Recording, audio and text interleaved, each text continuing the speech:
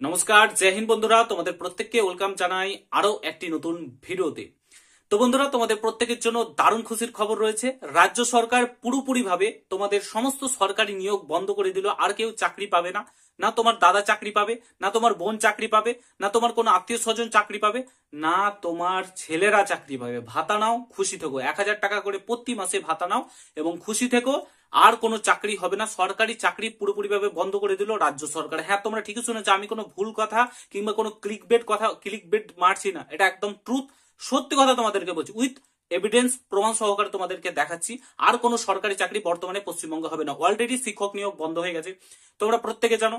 তারপরে তোমার যেগুলো গ্রুপ সি গ্রুপ ডি নিয়োগ হতো সেগুলো বন্ধ হয়ে গেছে। তার সঙ্গে সঙ্গে তোমাদের একটা নিয়োগ হতো, সেটা হচ্ছে পুলিশের নিয়োগ ওবিসি কেসের ইস্যু দেখিয়ে বন্ধ করে রেখেছে। তো সমস্ত নিয়োগ অলরেডি বন্ধ। ওবিসি কেস নিয়ে থেকে শুরু করে ওবিসি কেস নিয়ে যা ইচ্ছা তাই করেছে। প্রত্যেককে ওবিসি কেস দিয়ে ওবিসি সার্টিফিকেট প্রদান করে দিয়েছে আমাদের পশ্চিমবঙ্গের মাননীয় মুখ্যমন্ত্রী তথা পুলিশ মন্ত্রী। দারুণ ভোট ব্যাংকের জন্য যা ইচ্ছা তাই করছে রাজ্যকে নিয়ে, আর পশ্চিমবঙ্গবাসী তাকেই ভোট দিয়েছে।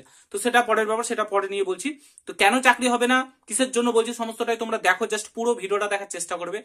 তো চ্যানেলে নতুন হলে অবশ্যই চ্যানেলটাকে সাবস্ক্রাইব করে পাশে থাকা বেল আইকনটাকে প্রেস করে দেবে। যখনই আমি নতুন ভিডিও আপলোড করবো তার নোটিফিকেশন সর্বপ্রথম পেতে অতি অবশ্যই চ্যানেলটাকে সাবস্ক্রাইব করে দেবে।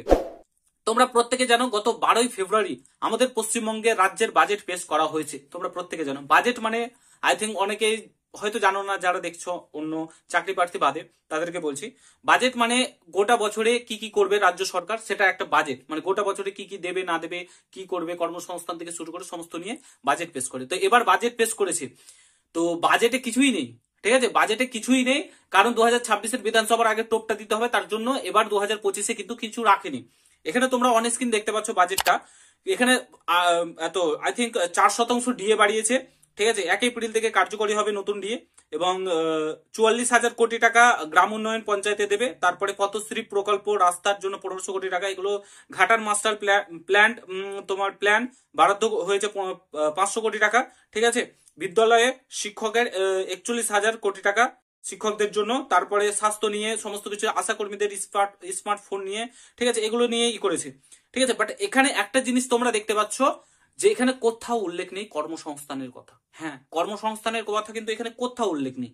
এবারের বাজেটে কর্মসংস্থানের কথা কোথাও উল্লেখ নেই। অর্থাৎ এবার থেকে চাকরি বন্ধ, চাকরি দিবে না রাজ্য সরকার। ওবিসি কেস থেকে শুরু করে এই কেস ওই কেস সমস্ত কিছু দিয়ে সমস্ত চাকরি বন্ধ রেখেছে। ঠিক আছে, তো এবার তোমার বাজেটেও কর্মসংস্থানের কথা উল্লেখ নেই। প্রত্যেকবার উল্লেখ থাকে, এবার সেটা উল্লেখ করেনি। কারণ আছে ভাই, কারণটা হচ্ছে তোমাদের এবার চাকরি এখন দেবে না। কখন দেবে বলো তো? টোপটা কখন দেবে বলো তো? 2026-এ আবার যখন বাজেট পেশ হবে তখন টোপটা দিয়ে বলবে যে আমি এবার চাকরি দিচ্ছি, 50,000 চাকরি দেবো, গ্রুপ সি গ্রুপ ডি 30,000 চাকরি। তারপরে তোমার শিক্ষকে আমি 1 লাখ চাকরি রেডি রেখেছি, 10 লাখ চাকরি রেডি রেখেছি। ঠিক আছে, রেডি করে রেখেছি, এগুলো বলবে। ঠিক আছে, বুঝতে পারছো তো? তখন বলবে, এখন কিছু বলবে না। তারপরে আর নিয়োগ হবে না। প্রত্যেকবার এরকম করে 2021-এর বিধানসভার আগেও করেছিল, 2026-এর বিধানসভার আগেও সেম সেম জিনিসটাই করবে।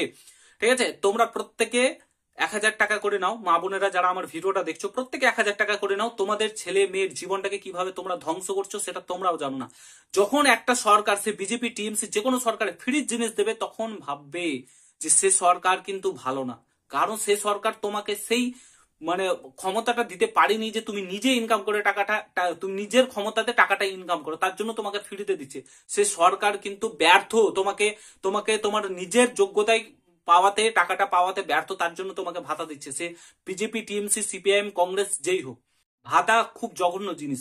এবং যখনই তুমি ভাতা নেবে তখনই তোমার ছেলে মেয়ের জীবন তো নষ্ট করছো করছো, তার সঙ্গে যে এই জিনিসের প্রত্যেকটা জিনিসের মূল্য বৃদ্ধি হচ্ছে, গ্যাস থেকে শুরু করে, সিলিন্ডার থেকে শুরু করে, পেট্রোল থেকে শুরু করে, সবজি, চাল, ডাল, সমস্ত কিছুর উপর এত যে বৃদ্ধি হচ্ছে তোমরা প্রত্যেকে জানো।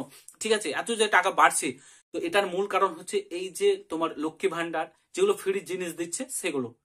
আশা করি বুঝতে পারছো তো মা বোনেরা যারা ভিডিওটা দেখছো। যদি তোমার ছেলে মেয়ের জীবনটাকে বাঁচাতে চাও তো 2026-এর ভোট রয়েছে। আমি কোনো সরকারকে ভাই সাপোর্ট করছি না, প্লিজ রাজনীতির রং কেউ লাগাবে না। আমি বলছি প্রত্যেক 5 বছর 10 বছর অন্তর অন্তর সরকারটা অ্যাটলাস্ট চেঞ্জ করো। ঠিক আছে, অরবিন্দ কেজরিওয়াল দিল্লিতে যথেষ্ট পরিমাণে কাজ করেছে, কাজ করেনি এমন না, যথেষ্ট পরিমাণে কাজ করেছে। তার সত্ত্বেও দিল্লিতে বিজেপিকে জিতিয়েছে কেন বলতো? কারণ দিল্লিবাসী শিক্ষিত, তারা 10 বছর পর চেঞ্জ করলো, কারণ জানে যে কেজরিওয়াল সরকার আর কাজ করছে না, ঠিক আছে, যা তাকে যদি আবার জিতিয়ে দিই তাহলে আমাদের সমস্তটাই ছেলে মেয়ের জীবনটা নষ্ট হয়ে যাবে। ইভেন সেখানে তোমরা হিন্দু মুসলিম করো, বিজেপি কে মুসলিমেরা ভোট দিয়ে জিতিয়েছে ভাই, বিজেপি কে মুসলিমেরা যথেষ্ট পরিমাণে ভোট দিয়ে, কারণ সেখানকার মুসলিমরা শিক্ষিত। আর আমাদের পশ্চিমবঙ্গে হিন্দু মুসলিম এই মারামারি কাটাকাটি একটা ভোট হলে গোটা দেশ জানে, গোটা বিশ্ব জানবে যখন পশ্চিমবঙ্গে ভোট হয়। বাট যখন দিল্লিতে ভোট হলে কেউ জানতে পেরেছিলে যে দিল্লিতে ভোট হচ্ছে? 5ই ফেব্রুয়ারি যখন ভোট হলো, রেজাল্টের সময় তোমরা পরের থেকে জেনেছো, বাট 5ই ফেব্রুয়ারি ভোট হয়েছে কেউ জানতে পারেনি। কেন জানতে পারেনি? কারণ এটা দিল্লি, শিক্ষিত মানুষের জায়গা।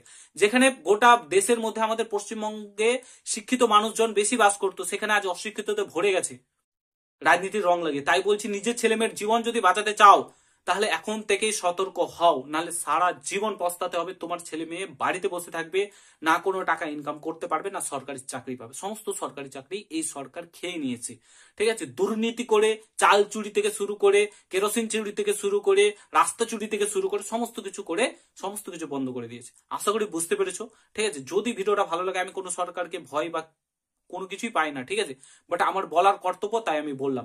আশা করি বুঝতে পেরেছো। যদি ভিডিওটা ভালো লাগে প্রত্যেকের সঙ্গে শেয়ার করে, চ্যানেলে নতুন হলে অবশ্যই সাবস্ক্রাইব করে যাও। দেখা হচ্ছে নতুন ভিডিওর সঙ্গে। ভালো থেকো, সুস্থ থেকো, গুড বাই, জয় হিন্দ, বন্দে মাতরম।